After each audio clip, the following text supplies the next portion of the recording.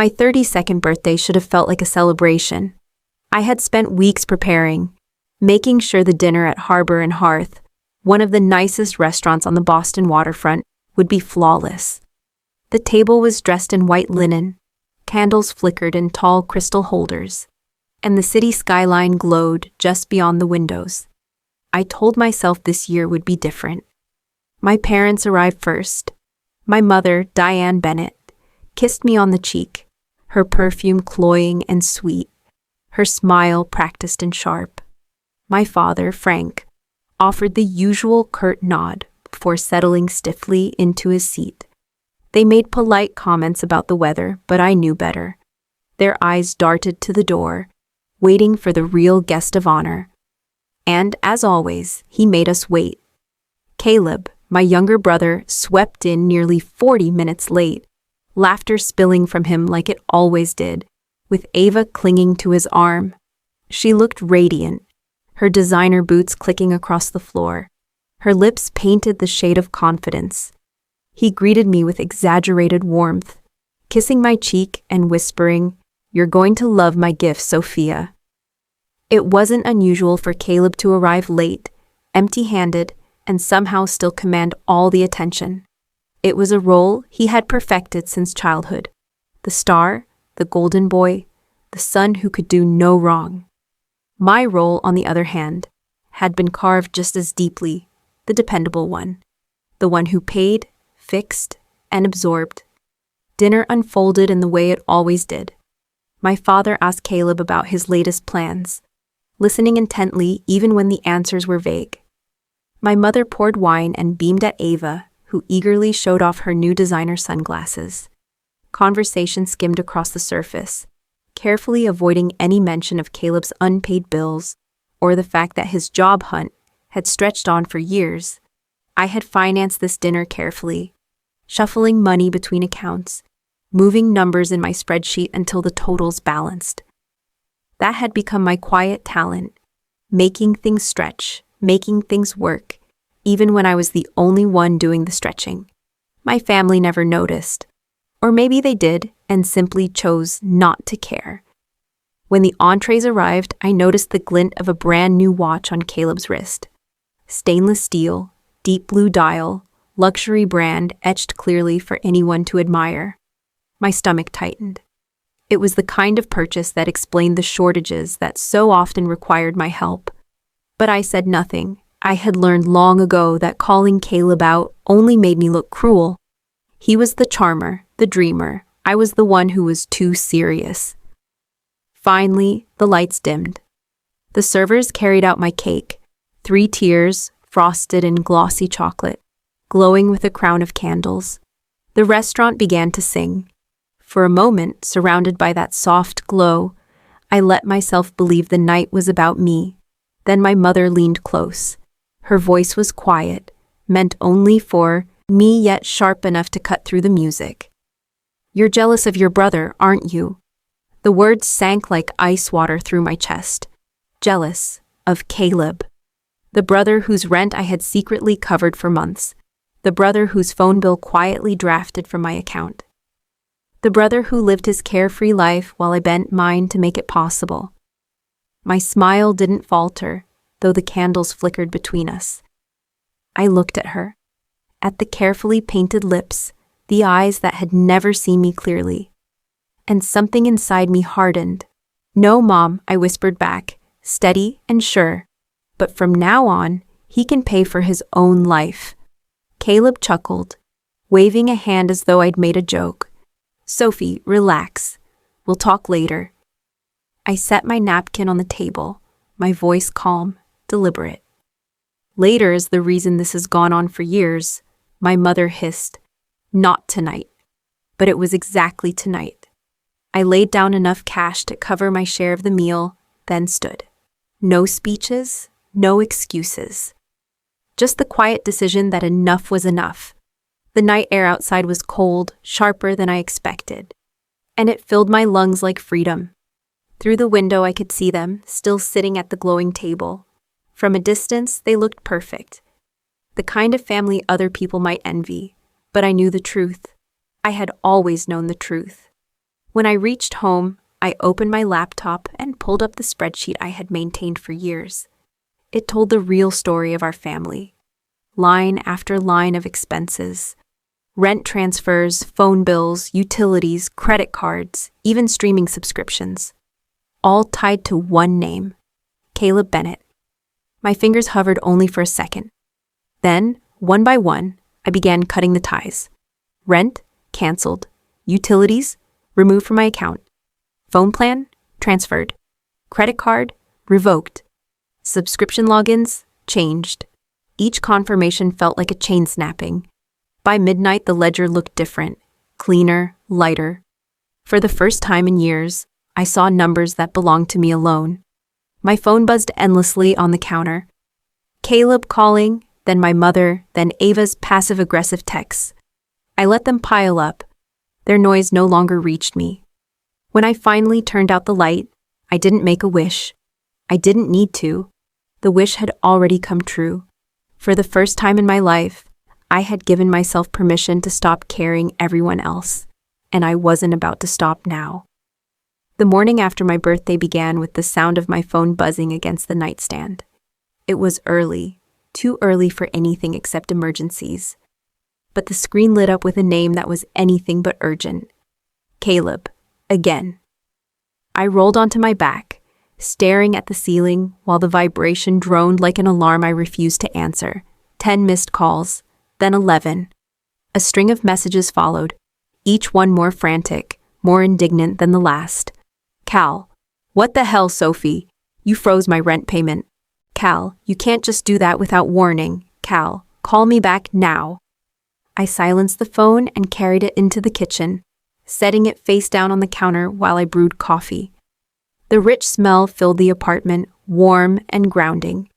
It was amazing how quickly the world could shift. Yesterday, every bill tied to Caleb felt like a responsibility. This morning, without them, the air itself seemed lighter. By the time I sat down with my mug, the call log had grown. My mother had joined in now, alternating with Caleb like a relay race. Mom. Sophia, what were you thinking, Mom? Your brother is humiliated. His landlord called him.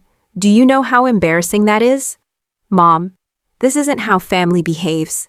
Family.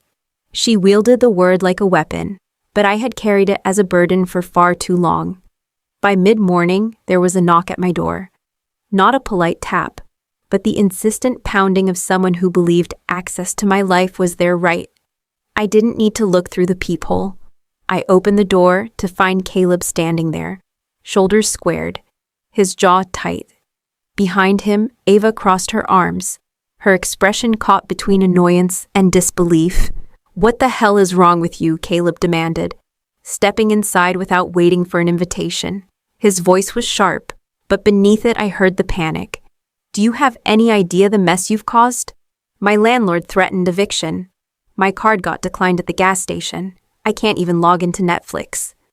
I leaned against the counter, arms folded. That's not my problem anymore, Caleb. None of it ever should have been. He blinked, as if he hadn't heard correctly. Not your problem. You're my sister. That's what family does. We cover for each other. No, I said evenly. That's what I did. And what you did was take. Over and over. You called it temporary. You called it emergency. But it never ended. You never even tried to stop. Ava scoffed from the doorway. Wow. Someone's feeling dramatic. I ignored her, my eyes fixed on my brother. I've been paying your way for years, Caleb. Rent, utilities, phone bills, even the groceries that magically appeared in your fridge. You weren't surviving, you were coasting, and you were using me as your safety net. His face reddened. You make it sound like I don't appreciate it. I told you I'd pay you back once things stabilized. I laughed, not cruelly, just tired. Stabilized? Caleb, you've been chasing stability for a decade. Meanwhile, I've been the one making sacrifices. My promotions, my savings, my peace of mind, all of it bent around keeping you afloat. And you never noticed. Or maybe you did, and you didn't care. For once, he had no comeback. He stood there, hands balled into fists, his jaw working but producing no words. Finally, Ava spoke up, her tone mocking. "So what, Sophia? You want him to crawl back to mom and dad? You want him homeless? That'll look great for your precious reputation." I met her gaze, steady and unflinching. I want him to grow up. If that means starting at rock bottom, then so be it." The silence that followed was heavy, broken only by Caleb's shallow breathing. For a moment, I thought he might shout again. Instead, he shook his head, muttered something under his breath, and stormed out. Ava followed, tossing me a glare as the door slammed behind them. The apartment was quiet again. I sipped my coffee, my heartbeat finally slowing. There had been no screaming on my part, no desperate explanations, no bargaining, just clarity. For the first time in years, I had set a boundary, and I hadn't flinched. But I knew this was only the beginning. My mother would escalate. Caleb would resist. They had built their lives on my silence, and silence was the one thing I had just taken away. The real fight was still coming, and I was ready for it.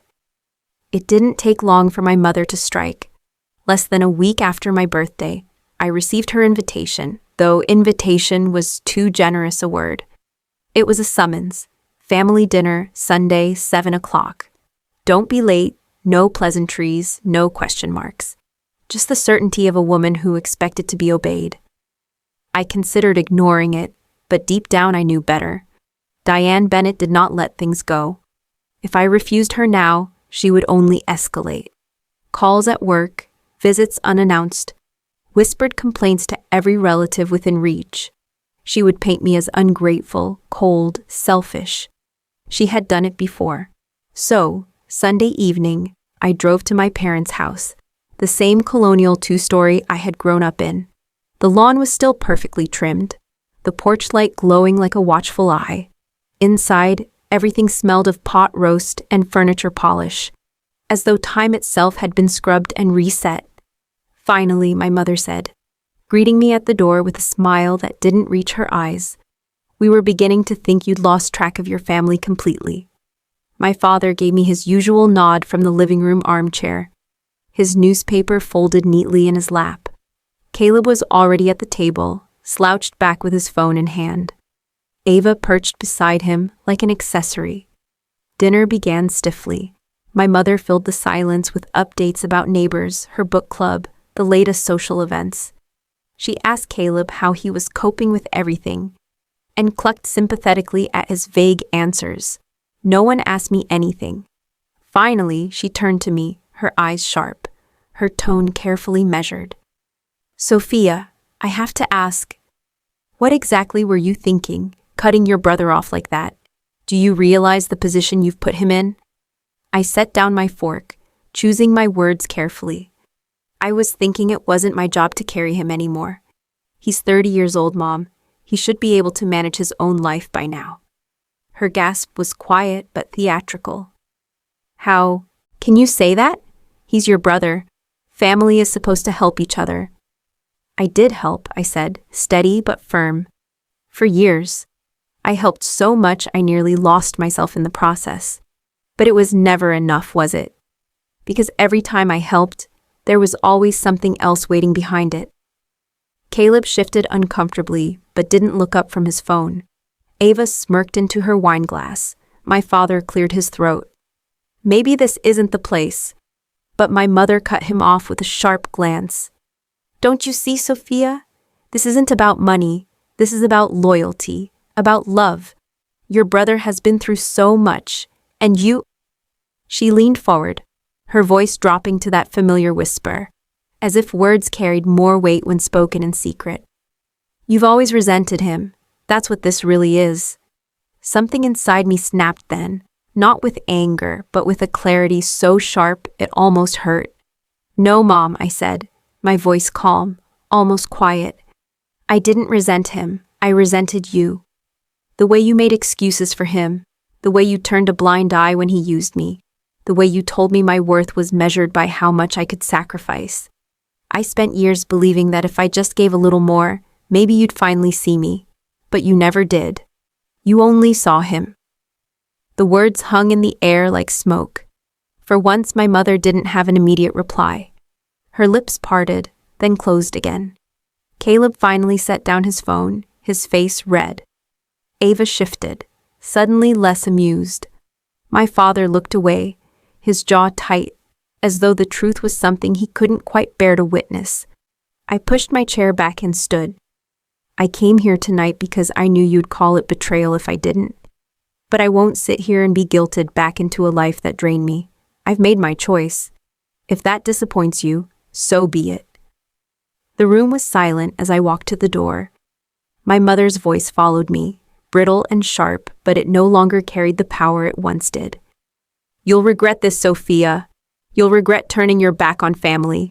I paused with my hand on the doorknob. "No, Mom. The only regret I have is not doing it sooner." And then I left, the heavy door closing behind me like the final word in a book that had gone on too long. 2 weeks passed before I saw Caleb again. In that time, I felt like I was learning to breathe with new lungs. My apartment was quieter, the weight of bills no longer pulling me under. For the first time in years, my paycheck was mine.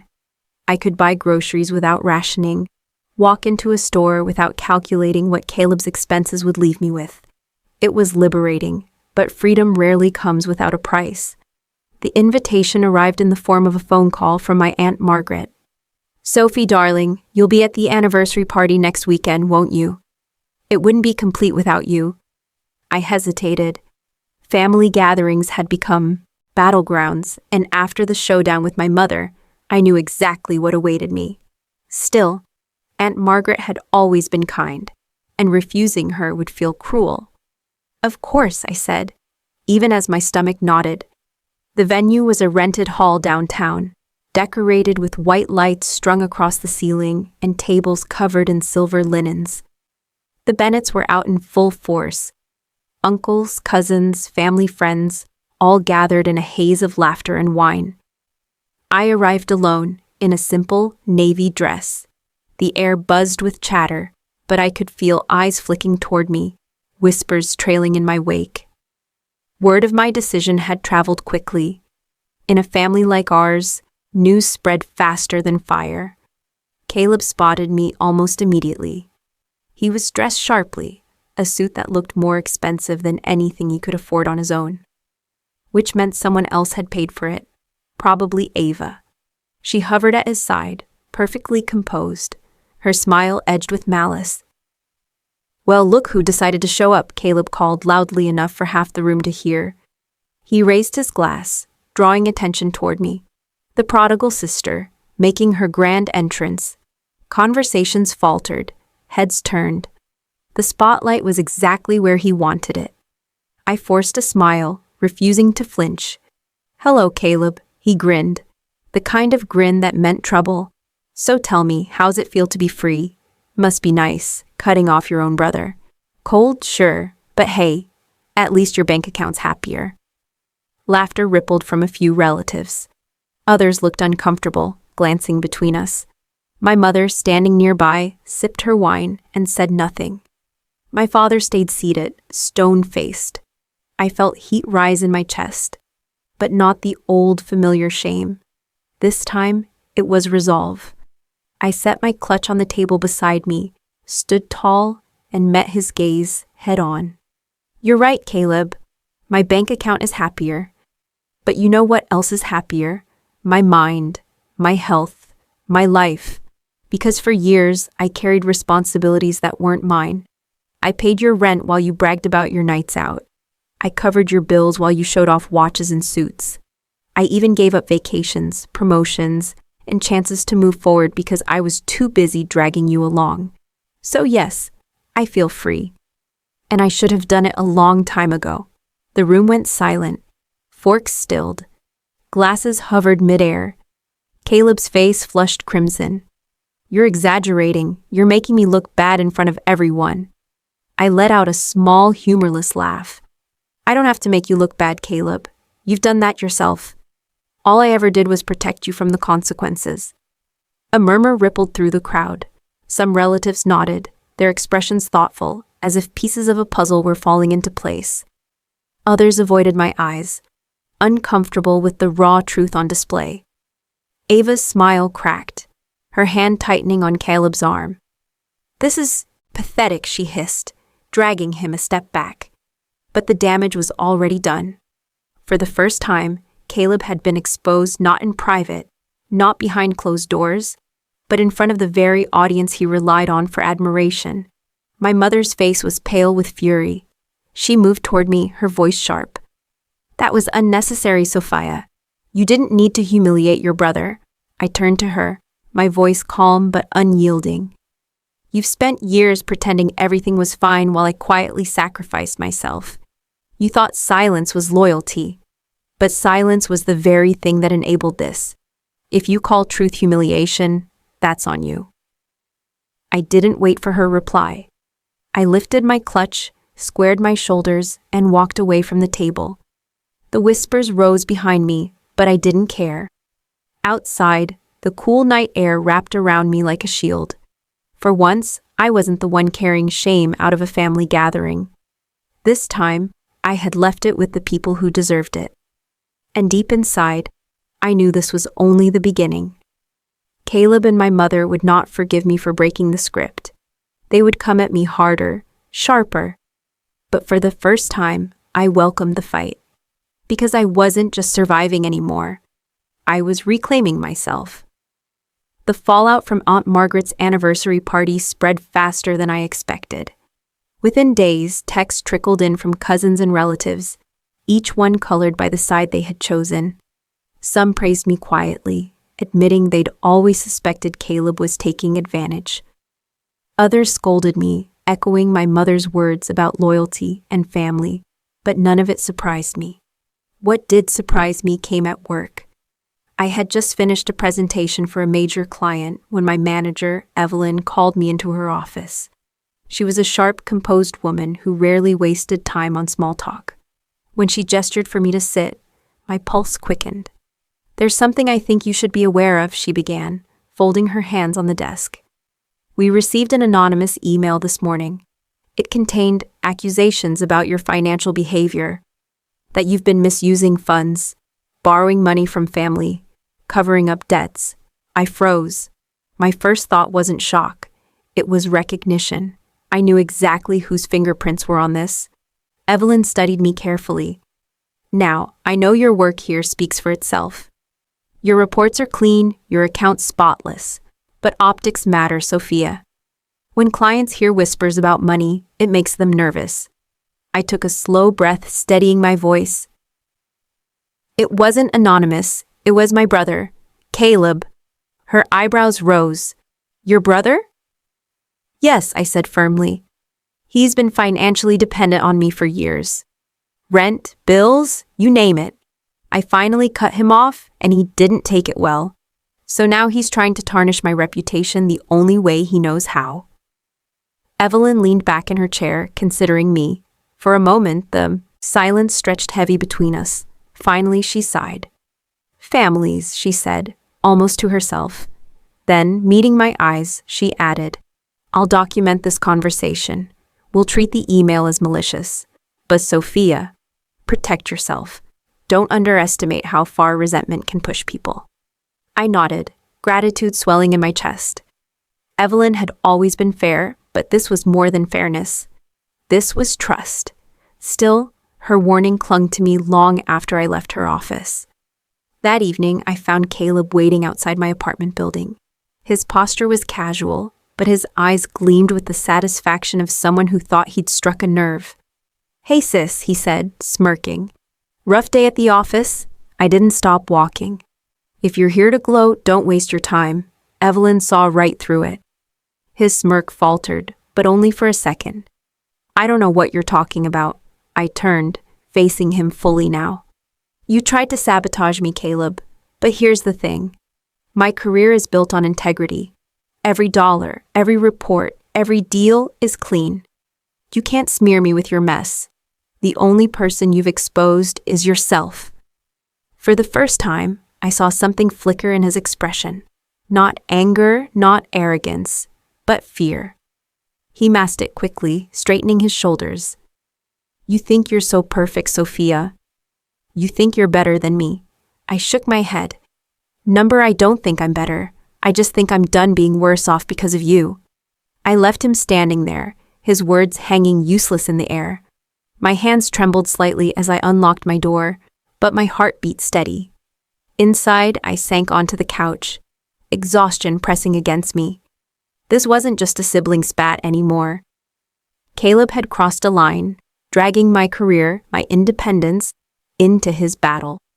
And if he was willing to do that, what else would he try? The answer came later that night in the form of a message from my mother. Mom, you've made your brother desperate. Whatever happens now, remember, you pushed him to this. I stared at the screen, anger and disbelief tangling inside me. Even now, even after Caleb's attempt to ruin me, she still defended him, still blamed me. But I wasn't shaken this time. I wasn't afraid. Because with every desperate move Caleb made, he only proved one thing more clearly. I was right to walk away, and I was only getting stronger. The weeks after Caleb's failed sabotage felt like the first breath after surfacing from deep water.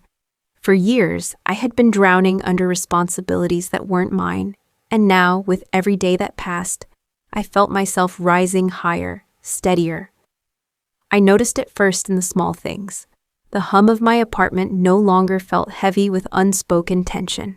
The numbers in my bank account finally moved upward instead of draining away. For the first time in a decade, I set aside money just for me. A savings account with my own name on it, untouched by anyone else's needs. I joined a yoga studio down the street, something I had always brushed off as too indulgent. The classes became a quiet refuge, a space where I could breathe without guilt. I started reading again, devouring novels late into the night, rediscovering the girl I had once been, before life turned me into a provider for someone else's chaos. At work, my confidence grew. Evelyn noticed it too. You're sharper lately, she said after a meeting, her sharp eyes softening with something like pride, like you finally stepped out from under a shadow. Her words lodged in my chest. She was right. For the first time in my adult life, I wasn't living as someone else's safety net. I was living as myself. But freedom has a way of unsettling those who thrived on your captivity. It began with whispers at family gatherings I didn't attend. A cousin mentioned hearing that I had abandoned Caleb in his time of need. A coworker confided that someone had asked about my gambling habits, though I had never gambled a day in my life. The lies were sloppy, but they spread easily, watered by the same people who had always preferred Caleb's charm to my quiet effort. One evening, as I left the yoga studio, I found my mother waiting by my car. She leaned against the door with the posture of a queen inspecting her subject. Sofia, she said, her tone a mix of disdain and exasperation. We need to talk. I didn't move closer. About what? Her eyes narrowed. About the damage you're doing to this family. Caleb is struggling. He's anxious, embarrassed. He can't even show his face at certain places because people are whispering. And do you know why? Because of you. Because you refuse to help him when he needs you most. I laughed softly, shaking my head. He's struggling because he refuses to take responsibility. That's not on me. Not anymore. Her expression hardened. You've become selfish, cold. You think independence makes you strong, but all I see is a daughter who turned her back on her blood. I stepped closer then, my voice low but steady. No, Mom. What you see is a daughter who finally stopped being used. You can call it selfish if that helps you sleep at night, but I call it survival. For a moment, something flickered in her eyes. Maybe recognition, maybe fear, but it vanished as quickly as it came. She straightened her shoulders. You'll regret this, Sofia. One day you'll need your family, and when that day comes, don't expect us to be there. I unlocked my car door and met her gaze one last time. If that's what family means to you, then maybe I don't need it. Driving home, I expected to feel shaken, but instead I felt lighter, stronger. Their anger was proof that my absence had left a hole they couldn't easily fill. And deep down, I knew something else too. Caleb wasn't done. He and my mother would try again, in bigger, uglier ways. But I also knew this. I was no longer the same woman they had once controlled. I was building a life that belonged entirely to me. And I wasn't going back. By the time autumn rolled in, the air crisp with the smell of burning leaves, the war lines in my family had been drawn. Every phone call from my mother carried the sharp edge of accusation. Every message from Caleb dripped with desperation disguised as anger, and every relative seemed to have heard a different version of the story, all designed to make me look heartless. I could have ignored it, but the attacks grew bolder. A credit card application appeared in my name that I hadn't filed. Strange charges briefly flickered across my statements before I shut them down. My landlord mentioned that someone had called asking invasive questions about my payment history. Caleb's fingerprints were everywhere, clumsy and obvious. The old me would have panicked, would have scrambled to fix the mess, patch the holes, smooth the damage. But that version of Sofia Bennett was gone. Instead, I began keeping records. Screenshots of messages, copies of bank statements, notes about dates and times. I started a file, neatly organized, labeled in a way that felt both clinical and powerful. Bennett family evidence. One evening after work, I sat with a glass of red wine at my kitchen table, scrolling through the folder. Each file was a piece of the puzzle, each line of text a reminder of just how far Caleb and my mother were willing to go. The thought used to sting, now it steeled me. Because I realized something important. They had taught me exactly how to fight them. For years, they had lived in the shadows of denial and excuses. My silence had been their greatest ally. Now, my silence was gone, and I had truth on my side. It was almost poetic. The breaking point came at Thanksgiving. Against my better judgment, I went. Mostly because Aunt Margaret begged me, her voice kind and pleading. Don't let them push you away completely, Sophie. Just show up, eat with us, for me. So I did. I wore a simple black dress, tied my hair back, and walked into my parents' home with my head high. The dining room was warm with candlelight, the long table set with polished silverware, the air thick with roasted turkey and tension. Caleb was already there, his smile tight, his eyes gleaming with something I recognized as strategy. My mother sat beside him, her hand resting on his as though they were co-conspirators. Ava fluttered around pouring wine, her eyes scanning me like a hawk. Dinner began quietly enough. Small talk, polite laughter, the clink of silverware against china. But halfway through, Caleb cleared his throat. You know, he began, loud enough for the table to hush. It's really sad how some people in this family think money makes them better than the rest of us. Always lording their success over others, acting like they're so much smarter, so much stronger. But at the end of the day, blood should matter more than a bank account. Every eye turned to me. It wasn't subtle, it was a public execution. I set down my fork carefully, letting the silence stretch. Then, calm as ever, I said, You're right, Caleb. Blood should matter more. Which is why it's a shame you only ever saw me as an ATM instead of a sister. Gasps fluttered around the table. My mother's face blanched, then reddened. Sophia, how dare you? How dare I? My voice cut through hers.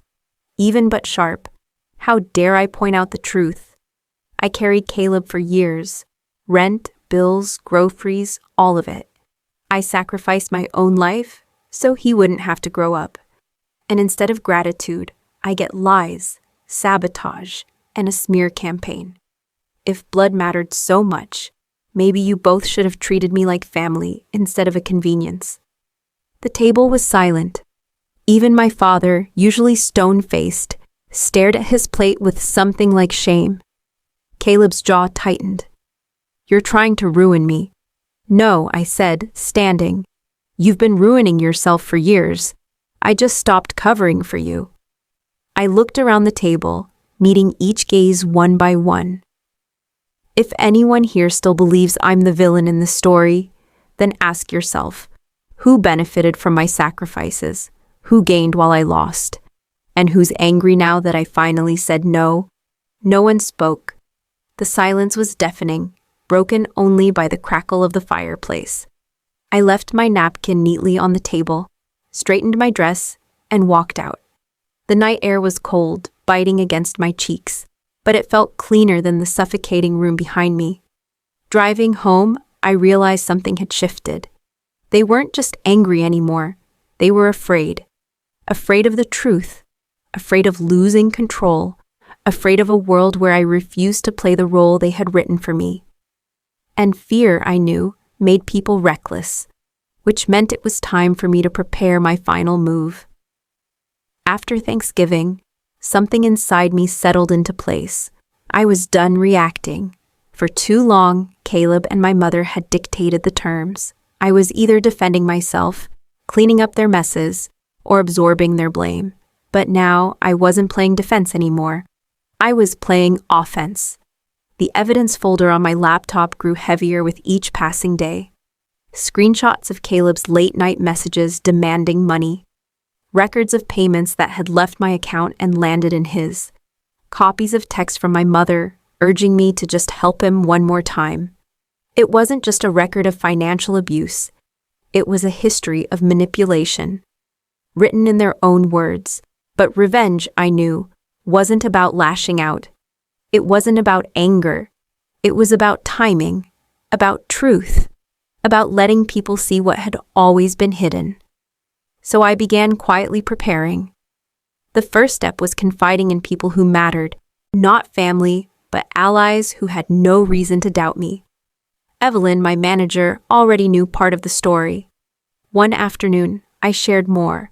She listened in silence, her sharp gaze softening as I spoke. When I finished, she leaned forward. "You've carried more than most people could endure. Don't let them turn that into shame. Use it." Her words became a spark. Next, I reached out to a cousin I trusted, Hannah, one of the few relatives who had always treated me with kindness. Over coffee, I showed her the files. Her eyes widened with each screenshot, each bank transfer. "My God," she whispered. "We all thought Caleb was struggling. We thought you were just comfortable enough to help. But this..." She shook her head. "They lied to all of us." Her reaction confirmed what I had suspected. For years, Caleb and my mother had painted me as selfish, cold, jealous. But the truth was undeniable once seen in black and white. And if Hannah could see it, others would too. I didn't need to destroy them. I just needed to shine a light. The opportunity came sooner than I expected. A mutual family friend, Mr. Reynolds, was hosting a winter charity gala downtown. It was the kind of event my parents adored. Formal attire, polished speeches, cameras flashing as donations were tallied. I knew they'd be there, with Caleb dressed in his finest, Ava on his arm, my mother basking in the glow of appearances. And I knew exactly what I would bring. The truth. The night of the gala, I stood in front of the mirror, smoothing the fabric of a dark green dress I had bought with my own money. Money I didn't have to hide, ration, or sacrifice. My reflection looked different somehow, stronger, lighter, like a woman who had finally stepped into her own life. At the event, the hall glittered with chandeliers and clinking champagne glasses. Music drifted through the air, polite and elegant. I moved through the crowd with quiet confidence, greeting acquaintances, shaking hands, smiling at faces that once only knew me as Caleb's older sister. It didn't take long before I spotted them, Caleb, Ava, and my mother holding court near the front. My father stood nearby, stiff as always, though his eyes flicked to me with something unreadable. Caleb saw me and smirked. "Well, look who decided to crawl out of her cave. Careful, Sofia. Don't want to scare off the donors with that glare." I smiled, calm and deliberate. "Oh, don't worry, Caleb. I'm here to support a good cause, and to clear the air." His smirk faltered just slightly. My mother's eyes narrowed. When the speeches began, I waited. Timing was everything. The host thanked donors, praised volunteers, and highlighted community efforts. Then came the moment where attendees were invited to share their own pledges or words of support. I stood. "Excuse me," I said, my voice carrying across the hall. "I'd like to say a few words, not just about giving, but about what giving can sometimes cost." The crowd turned toward me, my mother's face drained of color. Caleb's jaw tightened. I held my phone in my hand, the screen glowing with the evidence I had compiled. For years, I gave more than I could afford. Not to charity, not to community, but to family. Rent, bills, luxuries disguised as necessities. I gave until I nearly lost myself.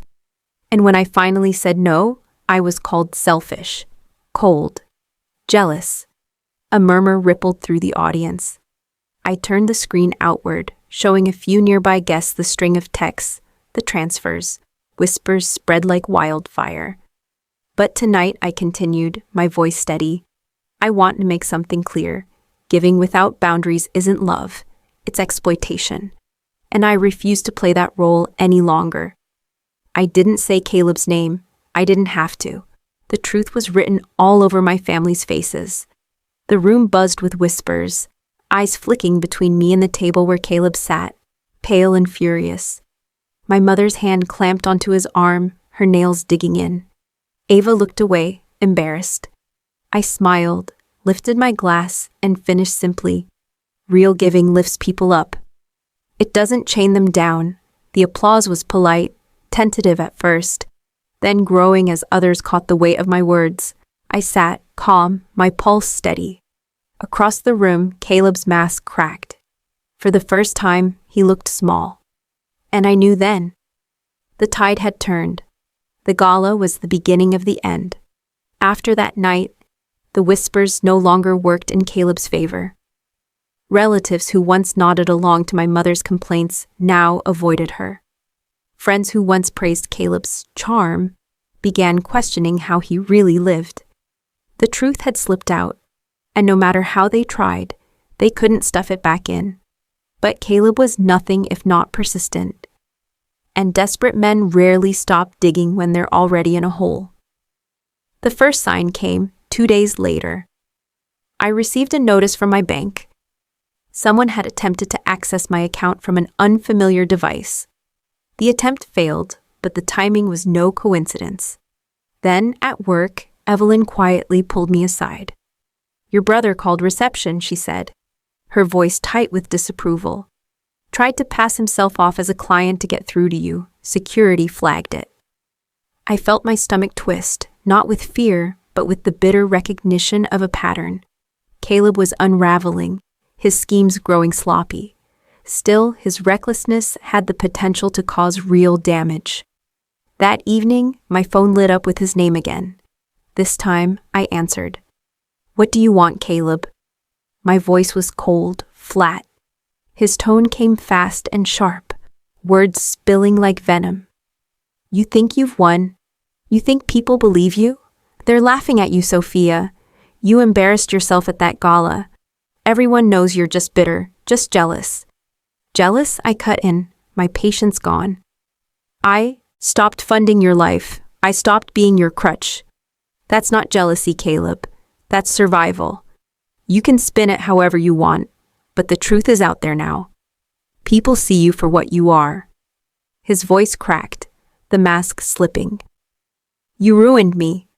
"No," I said quietly. "You ruined yourself. I just stopped hiding it." There was silence on the line, then a click as he hung up. I set the phone down, exhaling slowly. It was almost over. He was cornered now, lashing out because he had nothing left to stand on. But I knew Caleb well enough to understand he wasn't done yet. He would try one last time, and I would be ready. The final move came a week later at my parents' house. Aunt Margaret's birthday dinner, another family gathering I had no desire to attend, but one I couldn't entirely avoid. I arrived late, deliberately, slipping in through the back, just as the cake was being served. The atmosphere was taut, brittle with unease. Caleb sat near the head of the table, his face pale, but his eyes burning with something unsteady. My mother hovered beside him like a shield. Conversations faltered when I walked in, all eyes flicking between us, and then Caleb stood. "I think it's time we stopped pretending," he announced, his voice trembling but loud. "Everyone needs to know what kind of person Sofia really is." My mother reached for his arm, whispering urgently, but he shook her off. His hands trembled as he pulled out his phone. "She talks about responsibility, but she's just selfish. She's been controlling, manipulative. She ruined my credit, sabotaged me, made me look like a failure." Gasps and murmurs rippled through the room. He was unraveling in real time, his desperation bleeding out in front of the very people he wanted to impress. I stood slowly, calm, collected. "Caleb," I said evenly, "are you sure you want to do this?" He sneered, waving his phone. "Oh, I'm sure. I've got proof. Messages, payments." I smiled faintly. "So do I." From my bag, I pulled out a neat folder. Hard copies, bank transfers, text transcripts, even a timeline that laid out years of dependency in black and white. I placed it on the table, the pages fanning out like cards in a winning hand. "Go ahead," I said softly, my voice carrying across the stunned room. "Show them what you have, and I'll show them what I have. Let's see which story holds up." The silence that followed was suffocating. Caleb's face drained of color. His hand shook as he stared at the folder, then at me. He had nothing. And he knew it. Slowly, he lowered the phone. His eyes darted toward my mother, searching for rescue, but even she couldn't mask the panic flickering across her face. I looked around the table, meeting every gaze. "This ends tonight. I won't be your scapegoat anymore. I won't be your provider, your secret keeper, or your shield. Whatever happens next is on you, Caleb, not me." And with that, I gathered my things, leaving the folder where it sat. The evidence was no longer mine to carry. It belonged to the truth. As I stepped outside, the night was cold but clear, the stars sharp against the dark sky. For the first time, I felt the end approaching, not just of Caleb's games, but of the version of myself who had lived in his shadow. Revenge wasn't about destroying him. It was about reclaiming myself. And the final act was just around the corner. The night after Aunt Margaret's birthday dinner, I slept better than I had in years. Not because everything was settled, far from it, but because the truth was no longer a secret I carried alone. The folder of evidence was in the hands of family who could no longer pretend. Caleb's mask had cracked, and no amount of charm could piece it back together. But I knew my brother. He wasn't one to retreat gracefully. And if I wanted peace, real, lasting peace, I needed to close the book, not just turn the page. The chance came sooner than I expected. 2 weeks later, I received a message from Hannah, my cousin who had stood quietly by my side. "You should know, Caleb's been telling people you forged those documents. He says you're the liar." A wave of exhaustion washed over me, but beneath it was clarity. This was his last card. Denial, blame, projection. He would smear me until the very end, unless I made it impossible. So I called a lawyer. Not for a lawsuit, not yet, but for advice. Together, we organized my evidence into a formal record. Notarized statements, financial trails, communications preserved beyond manipulation. It was meticulous, undeniable, airtight. Then I requested a family meeting, not a dinner, not a celebration. A meeting, neutral ground, a community center room downtown, with nothing but folding chairs and fluorescent lights. It stripped away the pretense, the chandeliers, the fine china that my parents loved to hide behind. When they arrived, Caleb swaggered in first, Ava at his side, her expression brittle. My mother followed, her mouth a thin line, her disapproval radiating like heat. My father lingered behind them, quieter than usual. I stood at the front, my folder in hand, calm, steady, unafraid. "This ends today," I said, my voice carrying across the room. For years I supported Caleb financially. I have the records, the transfers, the messages. Every single lie you've told about me, every accusation, I can disprove with facts. And I will if you push me further. I laid the folder on the table, sliding copies toward them. The sound of paper against wood echoed like a gavel. Caleb glanced at the documents, his bravado slipping as he recognized the very messages he had sent. My mother's face reddened, her fingers tightening on her purse strap. Ava looked away, shame flickering across her expression. "I don't want to destroy you," I continued, "but I won't let you destroy me, so here's what's going to happen. You stop the lies. You stop the harassment. You stop dragging my name through the mud. From this moment on, my life is mine. If you cross that line again, I won't hesitate to take this public. To the family, to your employers, even to court if I must. Do you understand?" Silence filled the room. Caleb's jaw worked, but no words came out. My mother opened her mouth to speak, but my father cut her off for the first time in years. "She's right," he said quietly, his eyes fixed on me. "It has to stop." The words landed like thunder. My mother's face froze, stunned. Caleb looked at him as though betrayed. But for me, it was a lifeline. I gathered my things, meeting their eyes one last time. "I don't owe you my silence anymore, and I never will again." Then I left. Outside, the winter air was sharp, almost electric against my skin. For the first time, there was no dread clawing at my chest, no weight pressing down on my shoulders. My revenge hadn't been fire or fury. It had been truth, patience, and the strength to finally walk away without looking back. I didn't need Caleb's apology. I didn't need my mother's approval. I didn't even need the family's understanding. What I had now was better, freedom. As I drove home, headlights carving through the dark, I realized something simple and powerful. The best revenge wasn't destroying them.